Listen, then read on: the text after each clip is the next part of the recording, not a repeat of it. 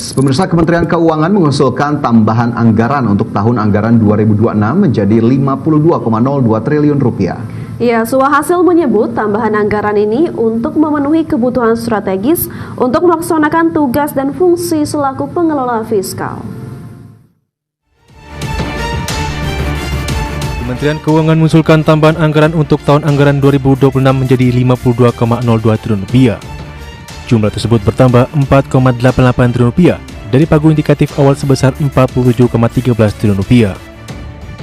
Dalam rapat kerja dengan Komisi 11 DPR RI, Wakil Menteri Keuangan Suhasil Nazara mengatakan, jumlah tersebut sudah termasuk untuk 7 badan layanan umum.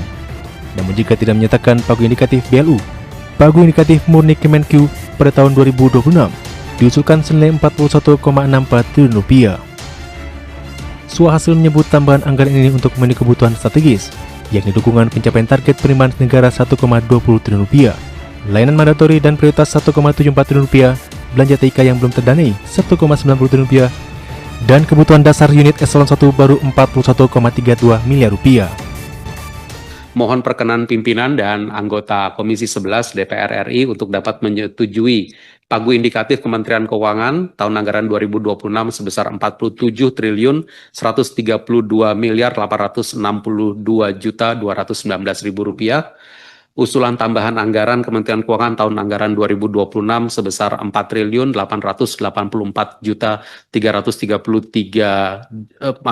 triliun 884 miliar 333 juta 425 ribu rupiah, dan sehingga totalnya adalah total pagu Kementerian Keuangan tahun anggaran 2026 adalah 52 triliun 17 miliar 195 juta 644 ribu rupiah.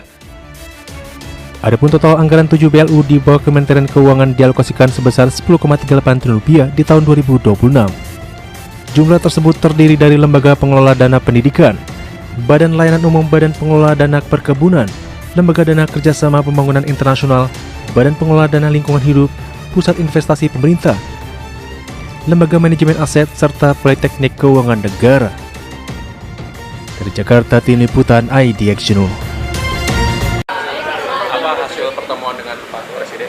Apa saja yang dilaporkan? Kita melaporkan hasil proses diskusi dengan anggaran dengan DPR, itu aja. Tapi ini kan masih diputuskan di DPR, jadi angka-angka masih didiskusikan, jadi belum putus. Tapi kita laporan progresnya seperti apa. Tapi tadi yang dilaporkan soal anggarannya, perubahannya atau soal perubahan anggaran yang mungkin terjadi, tapi saya belum bisa bicarakan karena masih didiskusikan dengan DPR. Tapi itu baru anggaran Kemenq aja, bukan keseluruhan. Dengan Presiden tadi? Nah, itu yang ke Presiden anggaran Kemenq aja atau APBN keseluruhan? APBN keseluruhan.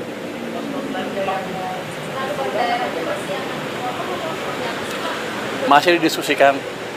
Nanti kalau saya ngomong duluan nggak boleh salah katanya. Masih didiskusikan. Sudah setuju. Bukan itu, jadi sistemnya bukan saya ngasih pinjam ke bank dan lain-lain. Ini seperti Anda naruh deposito di bank. Kira-kira gitu kasarnya. Nanti penyalurnya terserah bank. Tapi kalau saya pakai ya saya ambil.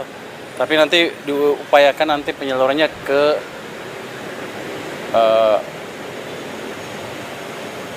bukan dibelikan sun lagi, atau satu lagi tidak, saya lupa, sun, dan kita minta ke BI tidak diserap uangnya. Jadi uangnya betul-betul ada sistem perekonomian sehingga ekonominya bisa jalan. Itu supaya bank lebih banyak menyalurin kredit ke masyarakat atau ke perusahaan dan industri. Tujuannya supaya bank punya duit banyak cash tiba-tiba dan dia nggak bisa naruh di tempat lain selain dikreditkan. Jadi kita memaksa market mekanisme berjalan. Ya, inflasi terjadi kalau pertumbuhannya di atas laju pertumbuhan potensial. Kita 6,5 atau lebih. Kita masih jauh dari inflasi. Jadi kalau saya injek stimulus ke perekonomian, harusnya kalau ekonominya masih di bawah di 5%, masih jauh dari inflasi. Itu yang disebut demand pull inflation, dan itu masih jauh dari situ kita. Sejak krisis kan kita nggak pernah tumbuh 6,5%. Jadi ruang kita untuk tumbuh lebih cepat terbuka lebar tanpa memancing inflasi. Pak, ini kan tadi penyaluran anggaran APBN secara keseluruhan Pak. Ini kan banyak badan-badan menteri baru dibentuk juga Pak. Kayak kemarin Badan Otorita Tanggul Laut, terus ada yang di bawah Pak Mendik juga itu. Bagaimana Pak melihatnya Pak? Ini apakah butuh tambahan besar gitu Pak untuk? Enggak, saya pikir udah diakomodasi dalam penyerahan anggaran yang sudah ada, tambahannya nggak terlalu besar. Tapi bukan itu yang jadi concern utama kita. Yang concern utama tadi adalah yang ditanya oleh Mbak itu, apakah ada dana tambahan ke daerah atau tidak? Kalau ada berapa? Itu yang sedang kita hitung. Wah, bocor ya dia? Belum tahu, masih kita diskusikan dengan DPR. Ya, nggak ada. Kita nggak akan pemotongan lagi. Kita akan cenderung menjalankan kebijakan fiskal yang mendorong pertumbuhan ekonomi.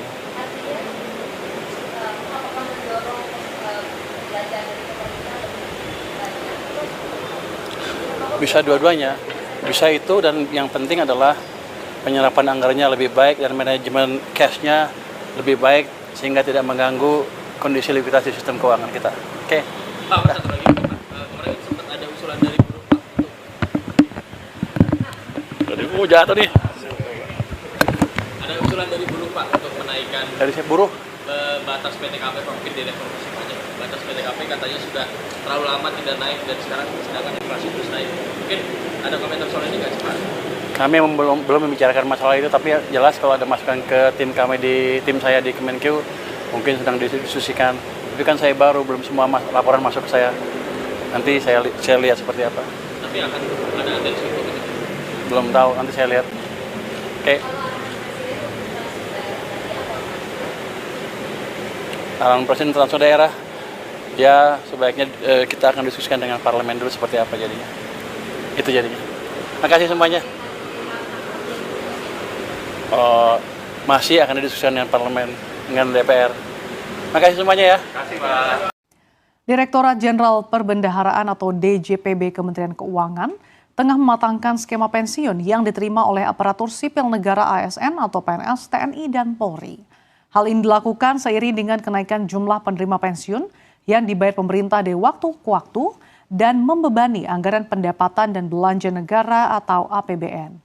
Dirjen Perbendaharaan Kementerian Keuangan, Astara Primanto Bakti menjelaskan, potensi memanfaatkan akumulasi iuran pensiun untuk turut patungan membiayai pensiun ASN, TNI, dan Polri. Berdasarkan data yang dipaparkan Prima, jumlah penerima pensiun yang dibayarkan pemerintah naik 3,1% atau 116.000 jiwa setiap tahunnya. Pada 2020 sebanyak 3,26 juta jiwa penerima pensiun atau naik pada 2021 menjadi 3,33 juta jiwa. Pada 2022 sebanyak 3,42 juta jiwa.